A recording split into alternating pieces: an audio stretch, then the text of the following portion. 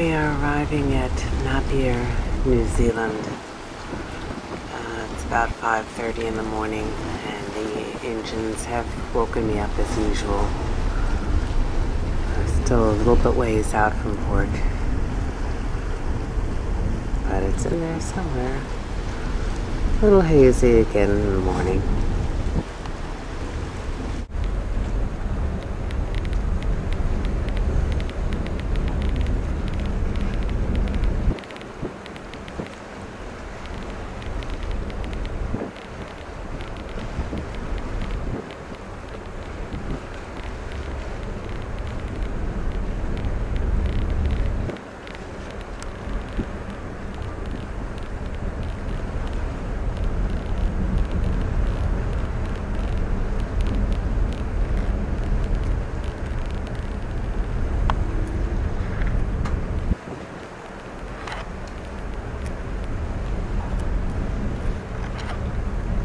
In its construction, a pump unit on the front.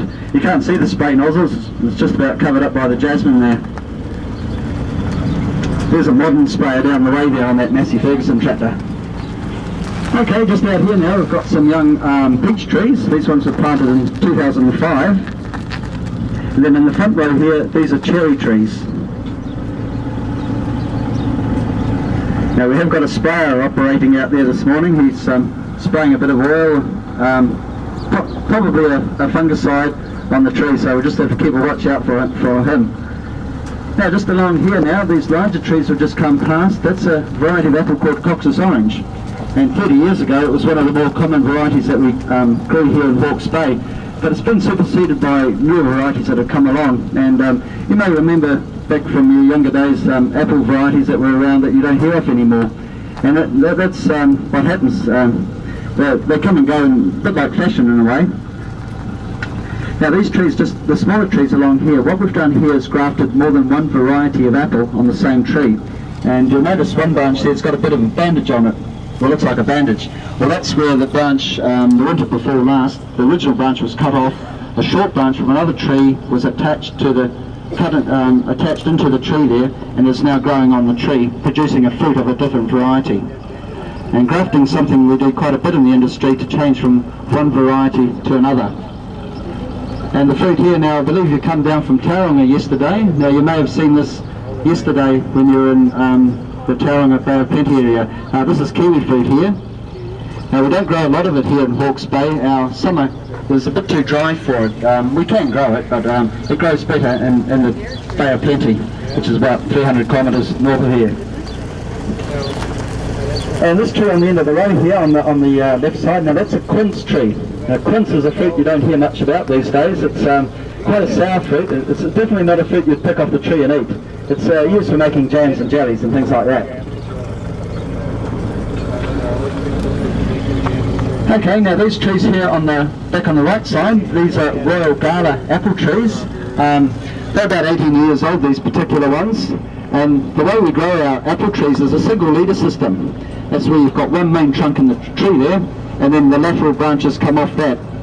And over the winter months, when all our trees are bare of their leaves, they're all deciduous trees, so they lose their leaves, and after the fruit's been picked, we'll come in and we'll prune the trees. And with the apple trees, we'll prune them into a pyramid shape, a bit like a Christmas tree. Now the idea of that is so that the sunshine can get down into the lower levels of the tree. And I was mentioning before how we have the dry summers here on the east coast of New Zealand. So to get water to the trees, you'll notice under the trees here we've got these black alkaline hoses, and that's all connected up to the well. And here, this might look a bit funny. What we're doing here is thinning the trees. We're taking some of the fruit off and just throwing it on the ground, and it might seem a terrible waste what we're doing here, but we really need to do this because the trees actually produce too much fruit. And so what we're doing is thinning some of it off, and then what remains on the tree will then size up to a nice decent size. Now this particular variety here is Pacific Beauty, and it's one of our early apples. We'll start picking this around the 20th of January. These trees are quite young, they're about 8 years old.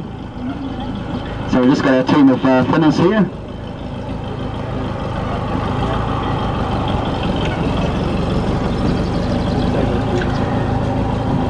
Okay, now we're just coming past some peach trees.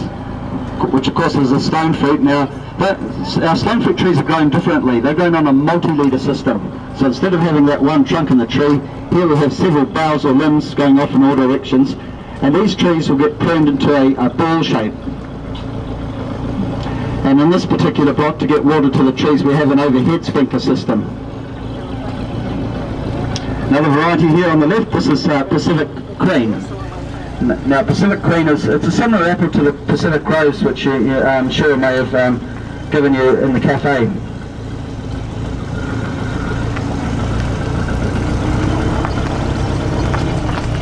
Just coming up to the spray shed here now.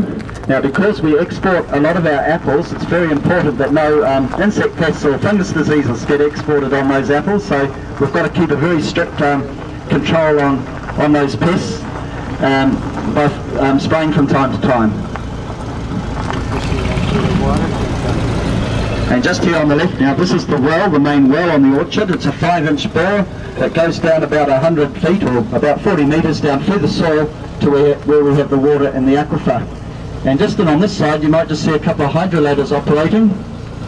Might be Simon and Peter. Who's on this one here? Oh yes, here's Simon. Well, he might even come out and show us his machine. Now this machine here is called a hydroladder, and they are fantastic machines to use. See, coming out, and again, what Simon's doing is thinning the trees.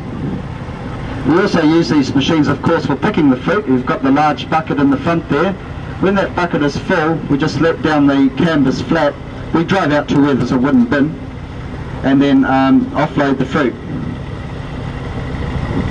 And sometimes we'll put the thinnings into the bucket because we don't want to drop the thinnings through the tree and bruise other fruit. So this machine, it's got a 10 horsepower engine. It's a Kohler engine made in Minnesota. So, and they run on LPG. And the machine, the way Simon's controlling the machine is using his feet. He's got 3 foot pedals here. And they go up to about 9 feet high, or 3 metres. So you can just manoeuvre using those foot pedals. So by using your feet to control the machine, you can use your hands free to do the work in the trees.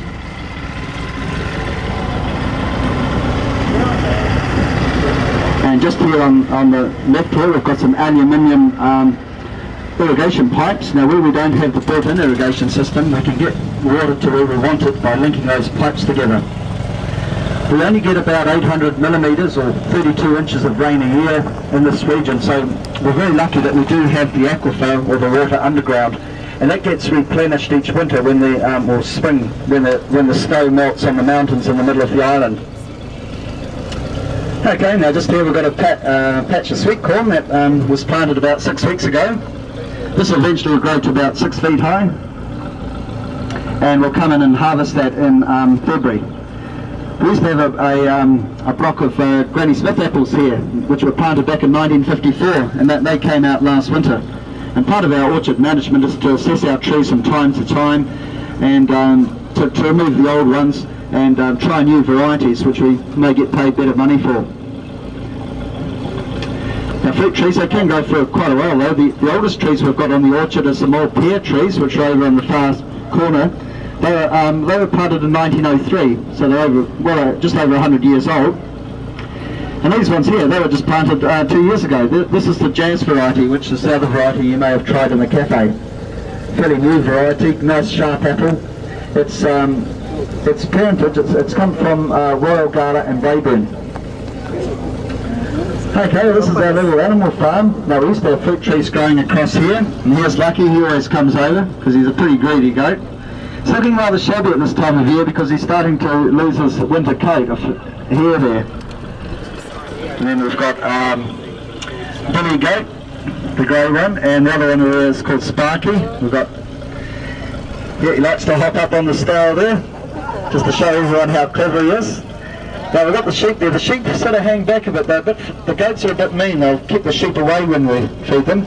But I'll see if I can get Rosie to come over.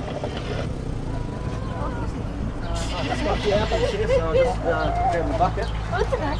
Give these, give the hens a bit as well. Here you go, hen. Get yours. That's the sheep with the black face. Her name's Rosie.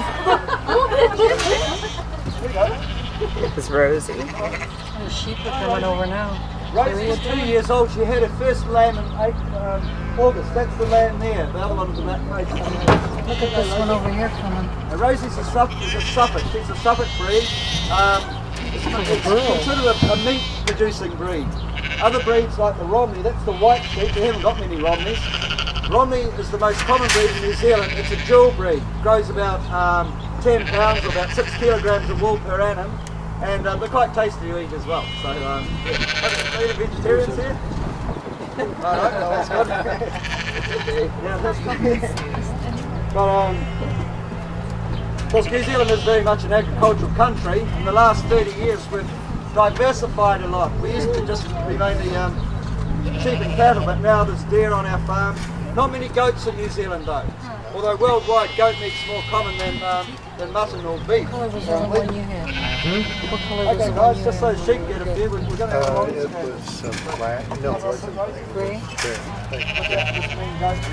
Oh, here we go. Oh. Can you a bit Sabi? Right. There you go, guys. Then they all get a fair chance. And now this sheep is coming over here. This is Boris. He was our ram this year, and unfortunately he's got a bit of a infection in one of his hooves. So he's Boris, come on. Poor old Boris. He's the same age as Rosie. He's only 2 years old. Suffolk too. Now Suffolks have horns. Most sheep breeds don't have horns, but he's starting to grow the horns there, and they'll eventually curl around. And Boris actually can stick up for himself with the goats. Sometimes they'll have a bit of a fight, a bit of a scrap, especially when we're feeding them like this. And the lambs are getting quite big now. They were all born in August and September, sort of the middle of our spring here. They're getting quite big now. Let's see what they're shooting. No? Let's see what they're shooting. Now up until just about a week or so ago, we haven't had much rain here. I think in November we only got 14 millimetres of rain. That's about 1/3 of an inch. And things were getting dry. We were irrigating a lot, but over the weekend we got a lot of rain, and that's just brought this grass along, which is what we want, you know, especially for the animals. So things are looking quite green now.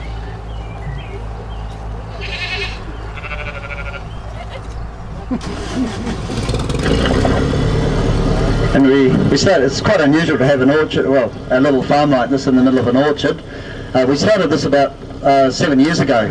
At the time we were doing orchard tours, but then we were just showing people the trees. So as well as showing a bit of horticulture on our tours, we thought we'd introduce a bit of agriculture as well. There's the rooster there. We've got about 10 hens in the rooster. There's about 40 million sheep in New Zealand and only 4 million people, so they do outnumber us 10 to 1. But there used to be a lot more. Back in the 1970s we had up to 70 million sheep. But as I say, in the last 30 years or so, our agriculture's diversified quite a bit. And in this particular region of Hawke's Bay, the real growth industry has been our wine, the vineyards. We've always had wine here, but about 30 years ago, extra vineyards were put in when it was discovered really that we had very similar conditions to Bordeaux in France, the climate and the soil and what have you. So it's mainly the Bordeaux varieties that we grow here.